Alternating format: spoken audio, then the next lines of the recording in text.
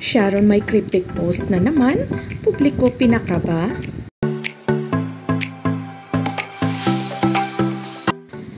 Tila nahihirapan na ang megastar ngayon mga ka-showbiz tokes dahil sunod-sunod na ang mga cryptic post nito sa kanyang Instagram account. Marami tuloy ang nag-aalala para sa megastar, lalong-lalo na at tila sinusulo lang nito ang kanyang mga problema.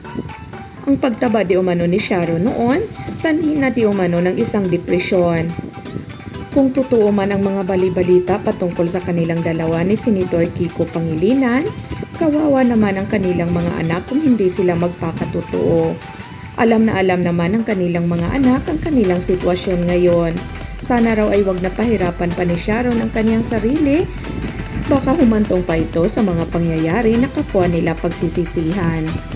Mas maganda na rin di umano na i-give up na lang ni Sharon ang kanyang marriage kung talagang hindi na ito happy ngayon.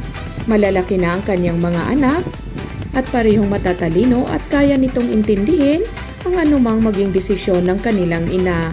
Ibang-iba di umano ang aura ni Sharon kapag si Gabby ang kasama. Kitang-kita na in love pa rin ang megastar sa kanyang ex-husband dahil masasalamin sa kanyang mukha ang kaligayahan na hindi nakikita ng lahat kapag kasama niya ang kanyang asawa na si Senator Kiko Pangilinan.